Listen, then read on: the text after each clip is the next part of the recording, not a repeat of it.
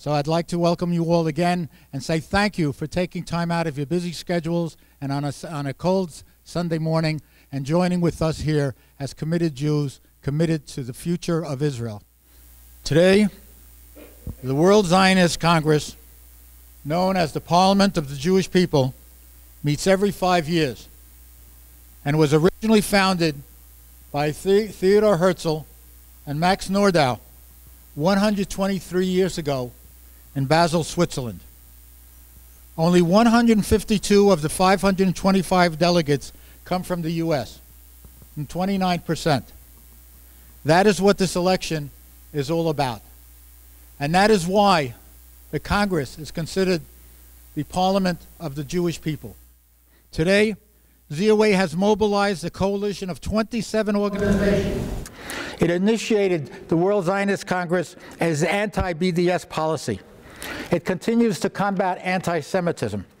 It promotes sovereign rights of the Jewish people in our homeland.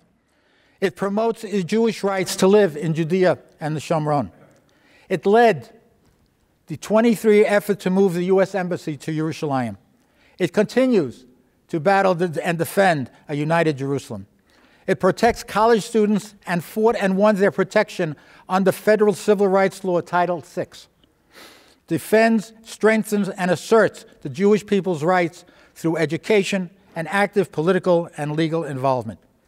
It supports the government of Israel and fights tirelessly for the Jewish people. And you can tell not only from my words, but also from the endorsements that we've received. Bill, let's view the video.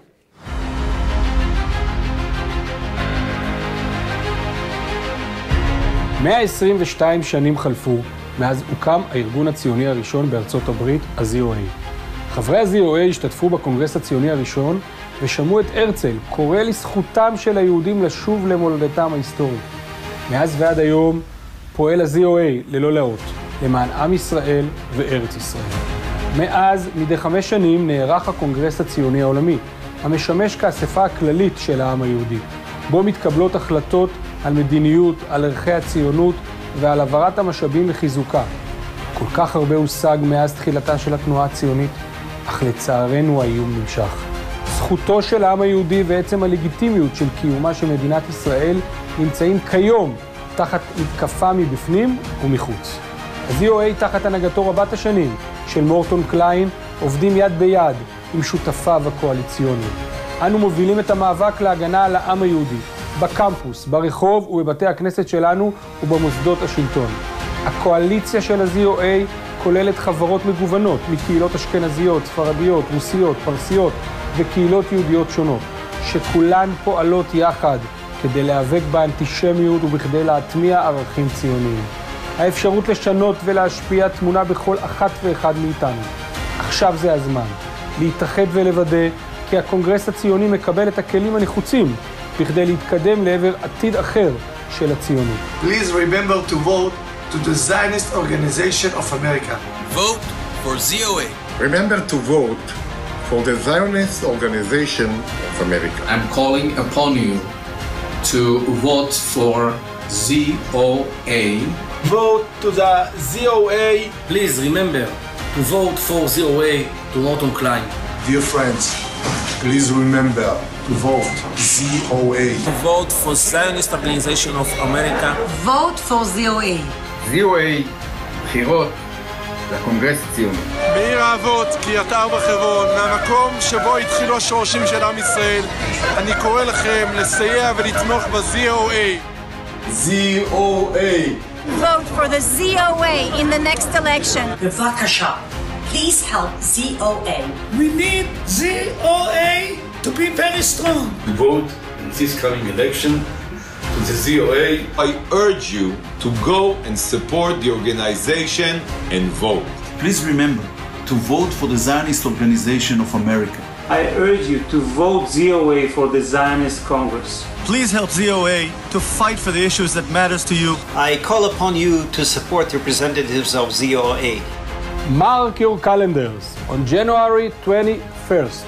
Vote ZOA for the Zionist Congress for the sake of Israel and the Jewish people. עם ישראל חי.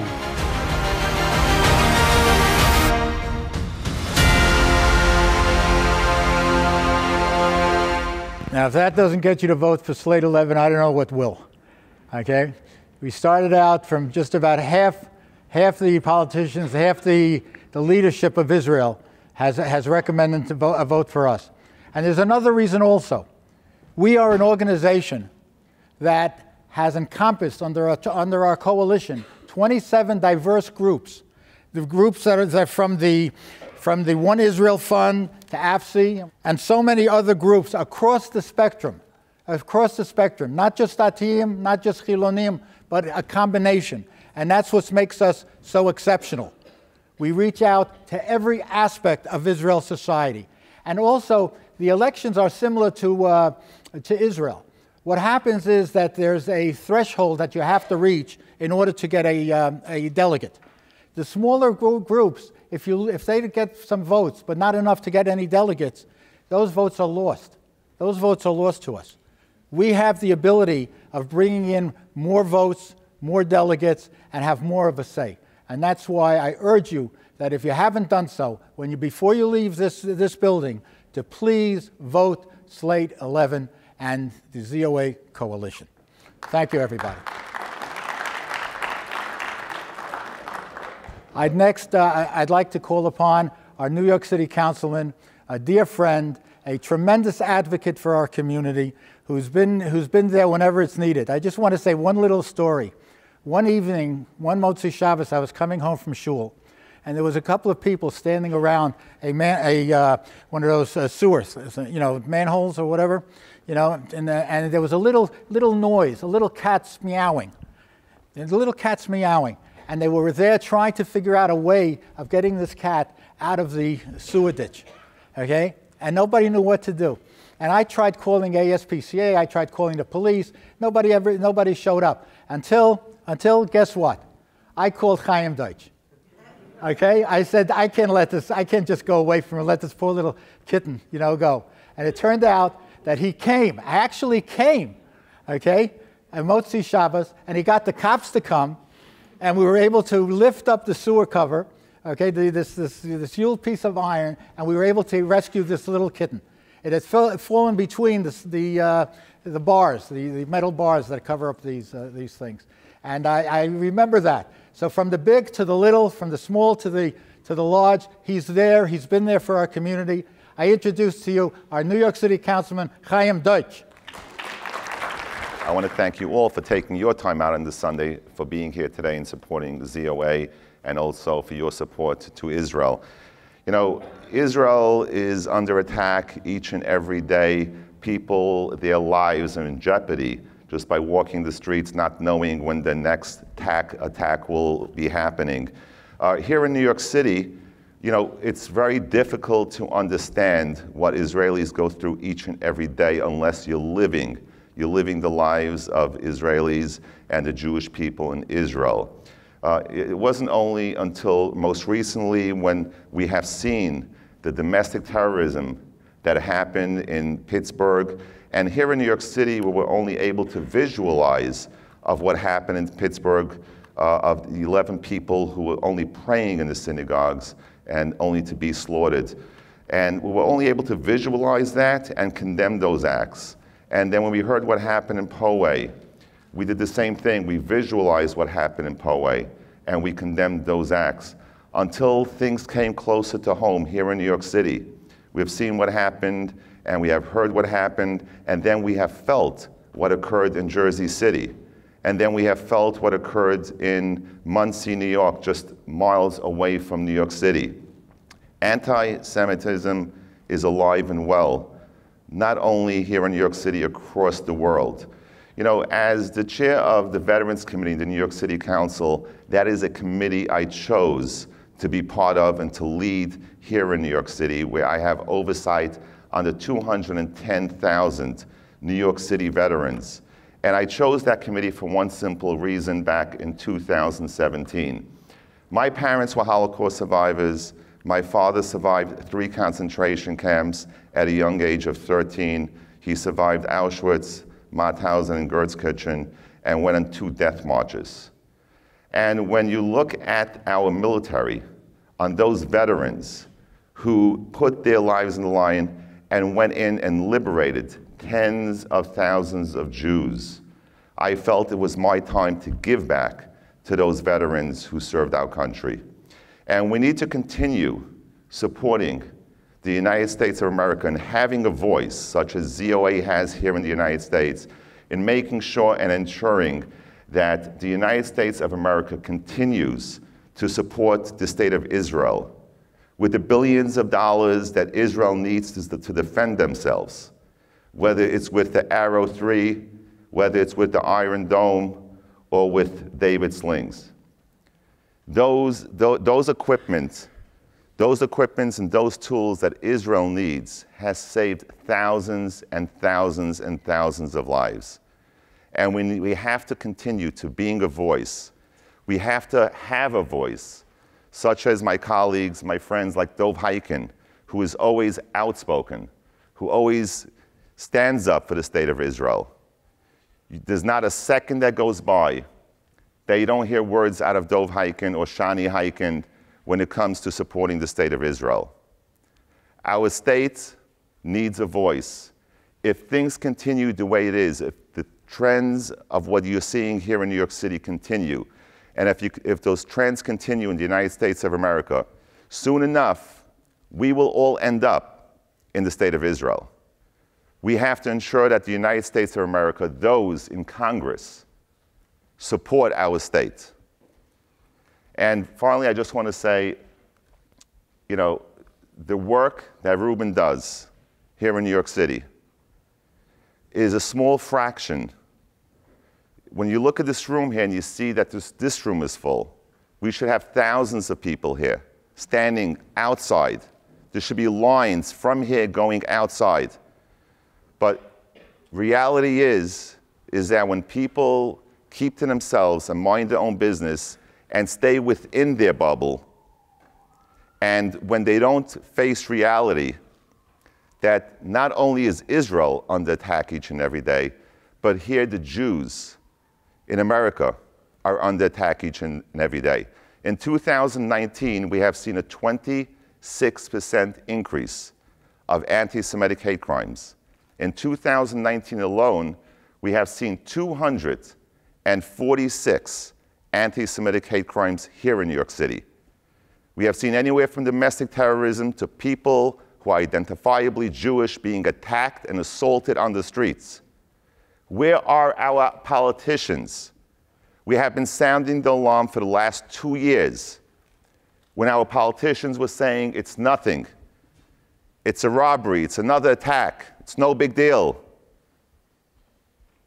When will the time come that people will stand up and people will speak out?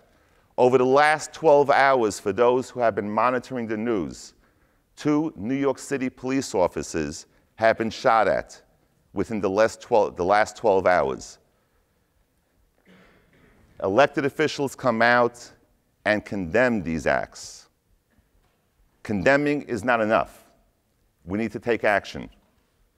Just as we need to take action in the US Congress, in the State Assembly, in the City Council, we need to take action because actions speak louder than words.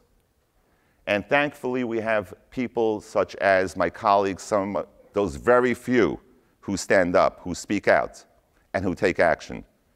So I want to thank all of you once again for your support and supporting the state of Israel, supporting our brothers and sisters, and supporting those who continue to serve our military, and for all those who have served our country. So God bless the United States of America. God bless the state of Israel. God bless ZOA. God bless all those who continue to support the state of Israel. God bless all our Holocaust survivors. And God bless you all. Thank you. So I'm delighted to be here. We, the Jewish people, and by the way, it is the greatest thing in the world to be part of this club called the Jewish people, right? I mean, it is the most amazing thing. With all the challenges and the difficulties and the attempts throughout history to get rid of the Jewish people. And we know that. We know the history. We know the history in our own time, not just ancient history, but within our own time, what they try to do to our people. The attempt to murder and eradicate every single Jew in the world. That was the goal of Adolf Hitler and the people that followed him, which was basically the German people who followed him. So, in spite of all the difficulties, in spite of all the challenges, I just want to say to every single person, we should be proud. We need to be strong. We need to wear our yarmulkes. I met a person a few weeks ago at an event in Lawrence, a grandfather-father learning breakfast event. And a man came over to me who I have never met in my life. He walked over to me. He was very uncomfortable in having the conversation, but he felt he needed to talk to me. And this is what he said. And this story is indicative of a situation that exists right now in this country. He said to me that he works in New York for the past 15 years.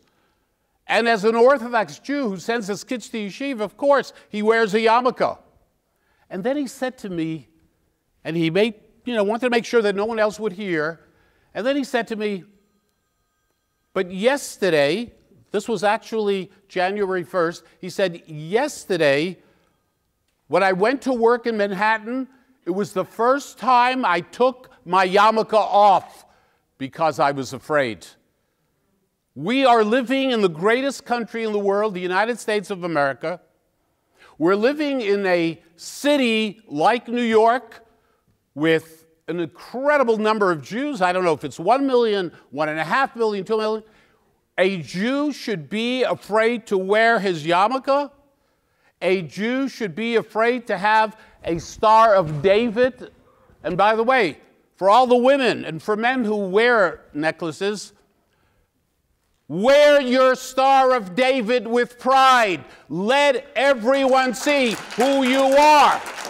Don't be afraid. Do not be afraid.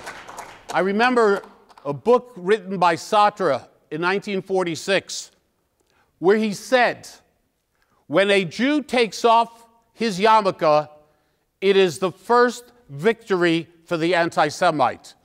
So when we give in, when we fear, it is the beginning of the end, God forbid.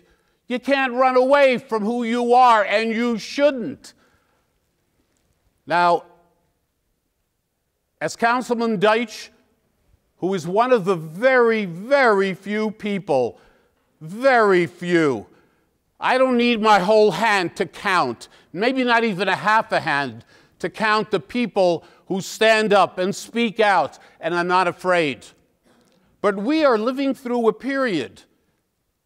Prior to my 36 years in the Assembly, some of the best years I spent being involved in the Jewish Defense League, fighting for Soviet Jewry, being in the streets, doing every single day. When you finished one thing, you went to the next thing. It wasn't once a year marching down Fifth Avenue. It was continuous being involved. That's the way it was.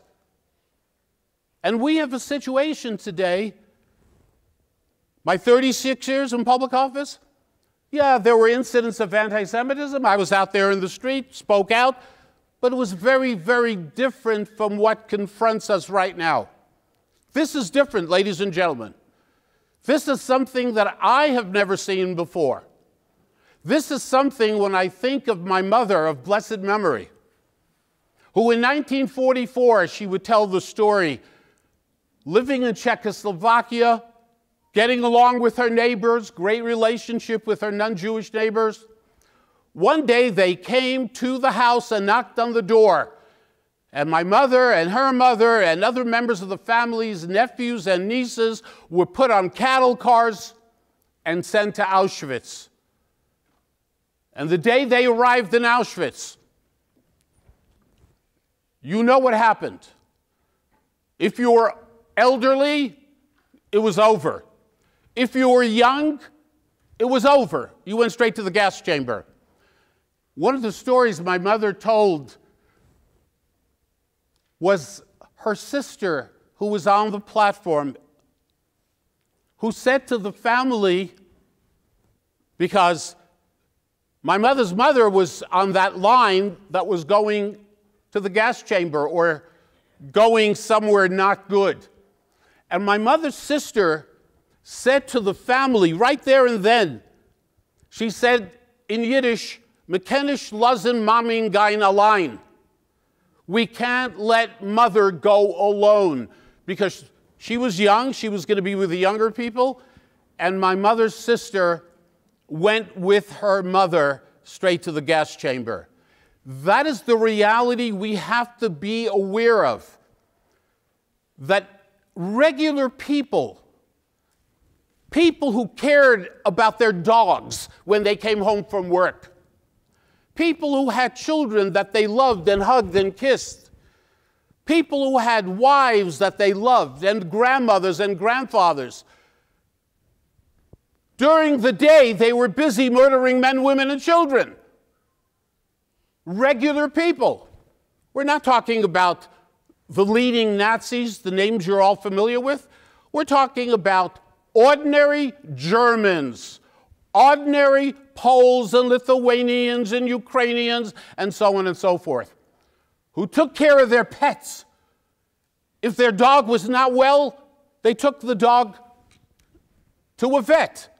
But during the day, they had no problem dropping Zyklon B gas into the gas chamber, knowing there were thousands of people there, men, women, and children, just like everybody here. So we know the history, and we know the tragedy that very often during that period of time, Jewish organizations, there were countless Jewish organizations, countless, many leaders. We know that most of them, or almost all of them, were silent. They did not do what they could have done to save the lives of their brothers and sisters, who they knew. Imagine, every Jew is so precious to us. Think of the reaction of the community when someone gets beaten up, or someone is called an effing Jew, or someone is assaulted, or what happened in Jersey City, what happened in Muncie, what happens in our streets on a regular basis.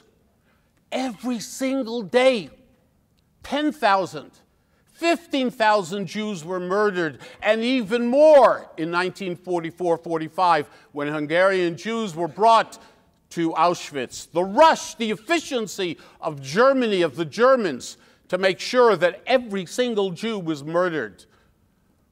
We know the reality, the Jews in this country, the leadership. Guess what they were concerned about? Why they didn't do more? Why didn't they yell? Why weren't they in the streets? Why weren't they chaining themselves, getting arrested, demanding that President Roosevelt do more to save the lives of their brothers and sisters? One of the reasons was a pathetic reason. They were afraid of causing more anti-Semitism. Those who know the history in America, there were a lot of problems here. You're afraid of causing anti-Semitism when your brothers are being murdered every single day? But we know the history now.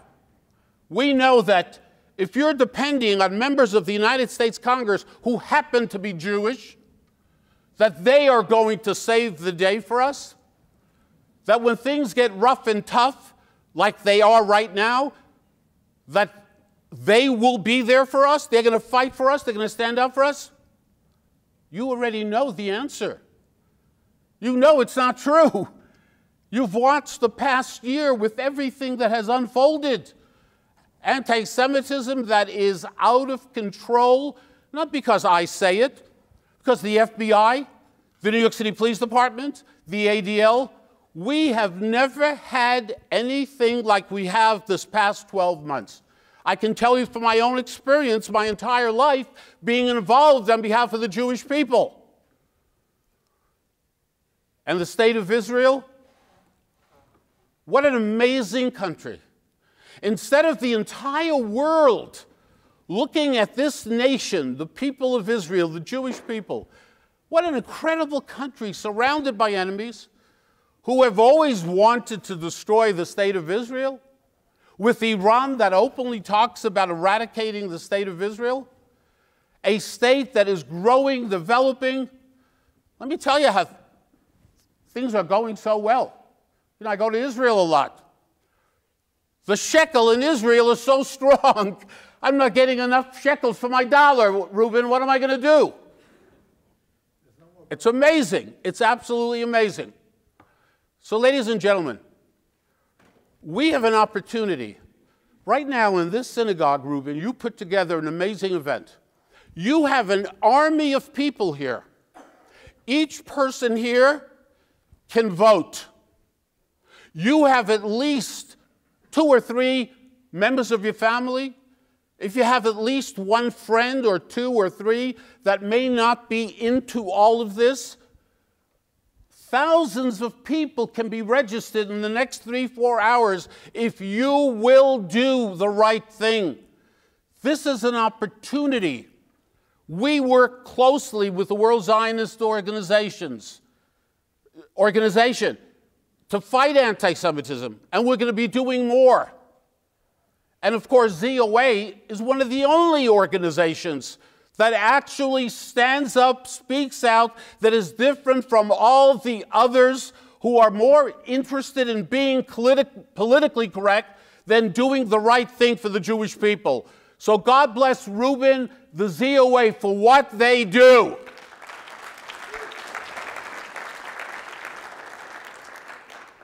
I want you to raise your hand if you're not going to vote with your family and friends over the next 24 hours. Raise your hand if you're not going to vote. Everyone is going to vote, Reuben. But I mean that seriously. You need to go out and you need to do the right thing and vote. Don't wait another day, another week. A mitzvah that comes to your hands, as my wife always says, Shani, do it. Don't wait for tomorrow. We need to be there for each other. It is not incumbent upon anybody here to solve the problems of anti-Semitism, to solve the problems of hate. You don't have to worry about that. Just do your part. Just do your part, and HaKadosh Baruch Hu, God, will do the rest. But we applaud for God. So, ladies and gentlemen, a lot of challenges, a lot of difficulties. Our organizations, Americans Against Anti-Semitism, which every one of you should be supporting, because we're there, not for me, for all of us. We're the ones standing up, speaking out, not being afraid. When certain major officials, I'm not mentioning names here out of respect, but I do it all the time. When certain major officials from New York City and New York State, after the Muncie attack, blamed the President of the United States, he was responsible for what was happening in New York. I went on every single TV station and defended the President, nothing to do with the politics. What chutzpah, what audacity. The President is responsible for thugs attacking Jews here in New York? A member of my synagogue, and by the way, most incidents of anti-Semitism do not get reported. A gentleman in my synagogue, the Avenue N Jewish Center, came over to me, 70 years old. He's standing at the Kings Highway station waiting for a train. A woman just walks over to him. He's waiting for the train, like all of you wait for trains, buses. He's waiting for the train. And a woman walks over to him, who happens to be African-American, just walks over to him and says, "You effing Jew," twice. What was that all about? Where's this hate coming from? Where's this animosity coming from? So we need to be involved. You need to play a role for those who want to play a role. Not everybody has the time, but if you're not going to play a role, support those who are. I'm leaving from here. I'm going to Rutgers University. I'm going to Rutgers University because Taleb, Congress member Taleb, is going to be speaking there. And only about 1 week ago, Tlaib accused all of you, all the Jewish people, of blood libel. There was a 7 or 8-year-old Palestinian child who went missing. And she tweeted that it was Jewish settlers who murdered this little child. You know, the old, using Jews use the blood of Christian children. We know those stories from the past. A member of the United States Congress blamed Jewish settlers in Israel, in other words, the Jewish people, in a blood libel. And then, of course, it came out that this child had slipped and drowned. And this woman never apologized. I can live with that. I can live with her not apologizing. I can't live with her fellow Democrats not saying one single word. Not one single word. Not one single person. Can you imagine? Could you imagine the reverse of that? Not one single Democrat in Congress or almost anywhere else?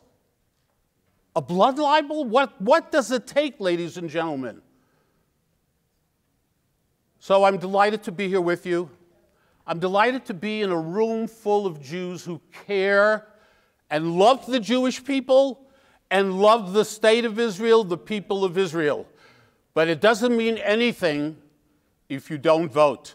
I want you to know that the extreme left, the other side, the ones who think that Linda Sarsour and Tlaib and Omar and AOC, that they're wonderful people, they're misunderstood, they're really good people. Jewish groups, Jewish students and others, they are organized and they are voting.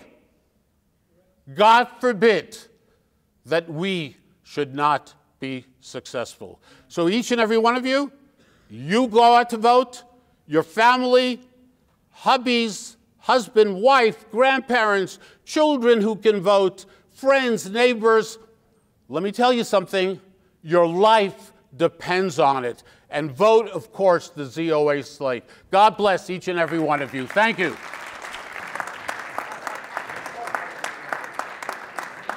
Before we get to our next guest speaker from Israel, I'd like you to meet, and I'd like to call the number of, we have about a half a dozen delegates on the ZOA slate, and I'd like all of them to come up here, please, right now. Okay, all of you who are delegates on the ZOA slate, please come up here. What a wonderful group of committed young people. I consider them young people because I don't see any gray hairs. Thank you. Okay, this is what you're voting for. This is the future. These are the ones who will take back the Congress and make our narrative the right narrative, the historical narrative, and protect the Jews, like Dov said so well, protect the Jews here and in Israel at the World Parliament of the Jewish people. Thank you all very much. I'd like to call on one of these delegates, Ben Kogan, who would like to say just a few words. And I wanted to tell you, as a soldier, as a veteran of IDF, the fight for Zionism and the fight for Jewish people looks very different from Israel and from the diaspora from the United States. In Israel, I had a gun. We protect our families at the block posts. We protect our families at the border. We patrol the cities. This is what we do. It's called Israel Defense Forces, not attack forces. Defense forces. Because we're there to defend our families and our people. And this is their fight, holding their guns. Our fight is voting ZOA slate number 11. And this is our fight for Israel and for Jewish people. Vote ZOA. Thank you. Good morning, everybody. I'm here to tell you, first of all, you guys should enjoy Sundays. Wow. You're lucky. You got Sundays. Maybe one thing that Jesus did for the people and for the world If the guys give you guys a Sunday, you don't know what it means living in Israel. People who are not Shomer Shabbos have Shabbos, but people who are Shomer Shabbos, we don't have a day off to go around and listen to important sessions. But I'm very happy to be here. I'm happy to be here because I actually was born not far from here in Flatbush. And my father was the director of medicine in the Coney Island Hospital right around here. I spent a lot of my baby child days in the Coney Island Luna Park, amusement park, not far from here. And for the first time in 45 years, I went back to see the Coney Island Hospital. But that's not what I'm here for today. I'm here for today to share with you why I think it's important. And I'm not unnecessary because those who voted have a lot to do. Every one of you should make sure to take upon himself to get at least another 10 people to vote. And I want to explain to you the importance. And I'll start because besides being a politician, which thank God I'm now not, I'm a free man. I have a wonderful title. I used to have a temporary title. It was called Member of Knesset. Today, I have a permanent title for the rest of my life, former Member of Knesset. Nobody will ever be able to take that one away from me. No matter what, I will be a former Member of Knesset. But I want to tell you why I think the importance of what's going on. And I'll start off with, as I said, besides being a politician, I teach Torah. And yesterday, in my eyes, we had a very interesting parsha, which spoke about several things that play a central role in our Jewish identity. The Torah, the parsha begins, where we're a special parsha. We're talking about a really unique parsha in the whole book. The first 3 parshiyot take place in Egypt. The last parshiyot take place in Mount Sinai. And this week's parsha takes place on the way. And there are 3 events that play a central role in our Jewish identity. It begins with the tearing of the sea, Kriyat Yamsuf. It goes on.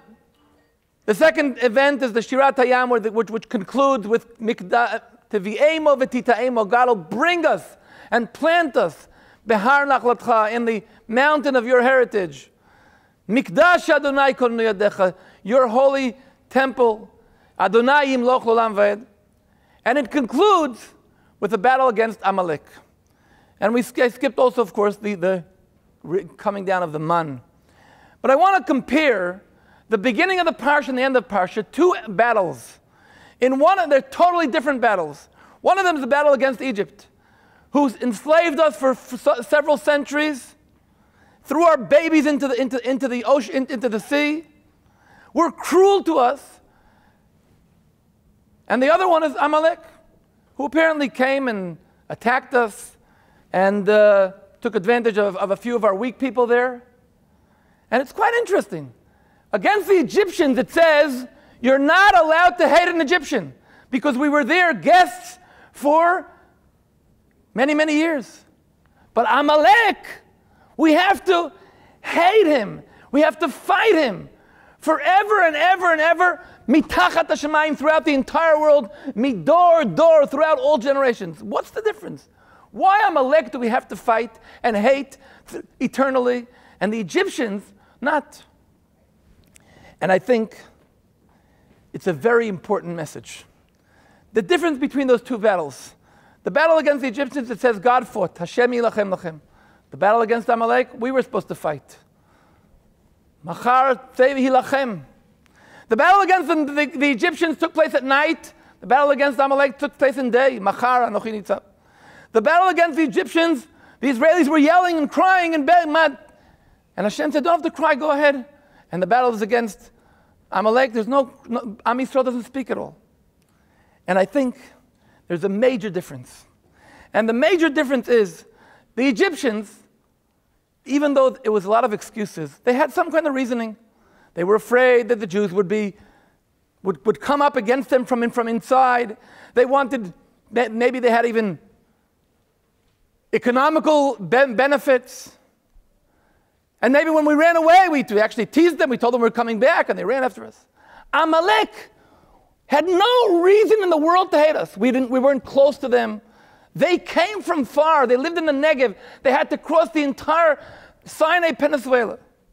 They were blocking the fact that the Jewish people became a nation on the way to Har Sinai, on the way to Israel. They were attacking the very definition, identity of the Jewish people. And that, Hashem says, that's an eternal battle of the Jewish people against those who are anti-Semites. And here I want to take you to a point where I think has been very bothering for me. In the past few years, we've seen a phenomenon that things that were obvious, that were basics for people living in our generation, things that everybody agreed on, that was unanimously agreed upon, the state of Israel. I mean, anybody who lives here knows the history of the past century and knows that 80 years ago, the fight was not between a one-state solution, two-state solution, but the fight was between the final solution. Understand that the state of Israel is a basic need for the people of Israel. It's a base part of our very identity. Fighting anti-Semitism. That's something that nobody didn't agree with that. Nobody tried to give an excuse. Fighting terrorists. Killing a terrorist in Iran was an obvious thing. Everybody agreed upon that. Unfortunately, yesterday, I went into the Twitter and I was looking. J Street were celebrating. Celebration number 1. Finally, they got an agreement of all the Democratic candidates signed. They promised that they will go back to the Iranian deal. Wow, unbelievable. What a great simcha. Guys, are we out of our minds? When the President of the United States announced that he will recognize Jerusalem as the capital of the state of Israel, what Jew, wherever you were in the world, ever did not have Jerusalem in the center of our life? Every Seder Pesach concludes next year in Jerusalem. 3 times a day we daven for Jerusalem. You eat a piece of cake, you say, Ala Michya, Ala Kol Uvnei Yerushalayim. Yerushalayim, that's what it means to be Jewish. So when the President of the United States announced he's going to recognize Jerusalem, you would expect every Jew in the world to come. And here we see, again, people who claim that they're representing some kind of Judaism were the first ones to go out against him. And the same thing happens again and again. And now, we're facing very important elections. And for those who are not exactly understand what's going on, the World Zionist Congress, which was established by Theodor Herzl, another Jew who people thought was crazy, and people thought come on, Jews establishing a Jewish state, that's not something that can be that's possible. But he went for it. Today, nobody remembers any of the names of all his critics, but they were there with him when we see that his dream, his vision was fulfilled. But he established the Zionist Congress, which today serves as the World Jewish Congress. What does that mean? The Jewish institutions, the JNF, the Sochnut, Keren HaYesod, all of these organizations are based and get their decision-making through the Congress. Of these 500 representatives, 152 come from the Jewish people in the United States of America. Now the question is, do you want people in that representing, making the decisions, where are the next $1 billion going to be going? They're going to be making decisions against birthright. They're going to be making decisions against the Jewish settlements in Judea and Samaria. They're supporting dividing Jerusalem. That's what's on the table. That is what's on the table. And if those who are not taking part will say, it'll be okay, that's what they're devoted to. You go into social media, they're calling their people day and night, go vote for the Zionist Congress to support delegitimization of Israel. Zionist Congress to send your representatives so we can continue delegitimizing Israel. I'm so happy that the Zionist ZOA, Slate 11, ZOA Slate 11, has formed a coalition from Eish HaTorah to Likud, from Mashadi Jews to Russian Jews, from FC, Americans for a Safe Israel, for American Jews against anti-Semitism, for so many representatives of these wonderful organizations came together, not asking how big your yarmulke is and whether you drive to shul or you don't drive to shul, but understanding that we have a basic need to support the state of Israel, to support Jerusalem. We need as many possible of those people that were just standing here a few minutes ago to be represented there, to be part of decision making, to make sure every single birthright person goes in Yerushalayim, goes all around Jewish settlements, goes to Shiloh, to Beit El, to visit our parents in Hebron. These are the things we're talking about. To fight anti-Semitism, to strengthen Jewish education. That's what these people can decide. Where are those $1 billion of the Jewish people? Your money from the federations. Where's it going to go? The money's here. Where's it going to go? These people are going to make those decisions. And I want to tell you, Baruch Hashem, in the past decade, more than that, but majorly in the past decade and a half, I was involved in commitment. And I think commitment is the most important thing. You find something, every one of these organizations are not competing each other. They're cooperating with each other, but they are all people that decided to be committed. I had the privilege of making a major change in Jerusalem. The Temple Mount, the holiest place for the Jewish people, the holiest place in the world, for several years was hijacked by Muslim terrorists. Every single Jew went up to the Temple Mount, was harassed, incited. There were sermons on the Temple Mount calling to kill Jews publicly. And the Israeli police were afraid. And when I stood up and said, enough is enough, and I started encouraging people to come to the Temple Mount. So at first they thought I was peculiar. Later on, I became the only person in the world ever to be officially announced by the State of Israel as the most dangerous person in the Middle East. You can go look for it. Go into Google, look, most dangerous person in the Middle East, see who comes out. I'm the only person. What did I do wrong? I told people, come to the Temple Mount. And Dov, we were told to come out without yarmulkes. And I said, no, we're going with yarmulkes. When I started going to Har Bayit, there were 100 Jews annually who went to Har Bayit. There were 2 rabbis who supported it. Today, we have over 500 rabbis who support it. Today, we have, 2019, we had 50,000 Jews going to Temple Mount. We outlawed all the violence on Har Bayit. We outlawed it all. Any person who yells at somebody on Har Bayit is immediately removed. Har Bayit is the place which is Beit Tfilah Lekol Ha'amim, a house of prayer for all nations. And I'm not talking just as a symbol. 5 years ago, we had 180,000 non-Muslims on Har Bayit in a year. 2019, we had 800,000. Last week, we had a tefillah on Har Bayit for the Chinese people. It's a world center for prayer. We have prayers on Temple Mount for persecution against Jews or even against Christians or even against Muslims in countries that they're being persecuted. Because the house of Hashem, is supposed to be, what did you say before? Chazan, the land of the free and the home of the brave. Yes, Har Bayit is supposed to be the place where everybody's free to worship Hashem. We had prayers there for the people of Australia. We had prayers there for the people of the United States of America. We have prayers there. It's a world center for prayer. Baruch Hashem, I established the Shalom Jerusalem Foundation, shalomjerusalem.org, and there every single week we have prayers there. Okay, unfortunately, they still don't let us go out there with tefillin. They still don't let us go wear talis. They still don't let us organize officially a minyan. But we go there and we stand there, and the police protect us, and we're reciting prayer. So those of you who want to see what happened, we made a change, because when you're committed. Now, I don't believe in revolution. Though I'm considered a rabbi, I believe in evolution. But in evolution, step by step, things are happening. When we look back where we were, I read a halachic answer lately by Rav Herzog, the first chief rabbi of Israel, of the state of Israel. He wrote, we have to say Hallel for establishing the state of Israel, because now people are going to be able to run away from anti-Semitism.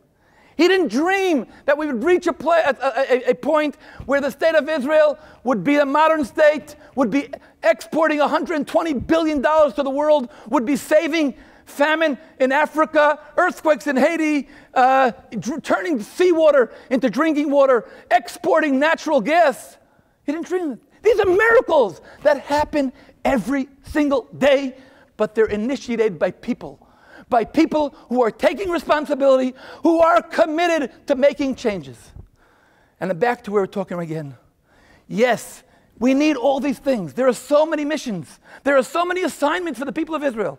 And with the ZOA coalition, managed to form a cooperation, not only dati, not only masorti, but a really, and it's not by coincidence that the Prime Minister Netanyahu and the Speaker of the Knesset Edelstein and the ministers of the government are calling to support the ZOA because we want the strong Jewish people supporting Israel, supporting Jewish identity, fighting anti-Semitism, supporting Holocaust survivors, supporting chesed around the world, supporting Hatzalah. We want the money of the Jewish people to go to things that promote the Jewish people, strengthening Yerushalayim, strengthening Har HaBayit, strengthening our connection.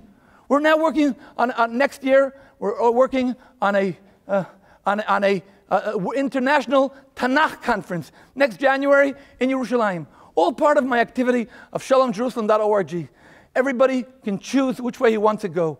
Anybody who wants to join us, shalomjerusalem.org, you're welcome to go into my website called shalomjerusalem.org. I don't know if I mentioned my website is shalomjerusalem.org, but if I didn't mention my website is shalomjerusalem.org, so you should know that my website is shalomjerusalem.org. But we're here to call upon every one of you. Please, don't sit at home and expect it to happen. Because if you do, there are others who are working and pulling this ship to the wrong direction. And we're going to crash into too many icebergs. We have to go and make sure the process of Geula continues. Please, ZOA, Slate 11, today, vote today. It's $7.50. Those of you who are under 25, you'll save $2.50. It's $5. Everybody here looks to me under 25. But anyway, $7.50, it takes 5 minutes, but I need more than that. I need you to call your friends, your relatives, your neighbors, the ones living on the East Coast or on the West Coast, the ones in davening your shul and the ones that don't go into your shul, the ones that you know that support Israel and know what's right. Because though we're in a democratic country and you have a right to be wrong, but please, we want everybody to be right. Shalom from Jerusalem. Before we conclude, I want to, we're supposed to have Nir Barkat with us today, and he unfortunately was called back by Netanyahu for an emergency government meeting, and he had to go. I received a call and a video from him to explain to you and not to take all the responsibility. So I'd like you to see that video from Nir Barkat. Shalom to all my friends. I'm here in the United States. I came especially to meet all of you. And unfortunately, I have to cut my trip short under the request of Prime Minister Netanyahu that asked me personally to come back early back to Israel. I want to use the opportunity and thank the ZOA and all of you for the phenomenal support you've been giving the State of Israel, the City of Jerusalem, Judea and Samaria, and all of the things we all believe in strengthening the State of Israel, the state of all Jews all over the world. Please, vote for ZOA in the next coming elections, and I will meet you in one of the next upcoming trips I have to the United States, or even better, back home in Yerushalayim. God bless you, and thank you for your support of ZOA. I'd like to say thank you to everybody who came today.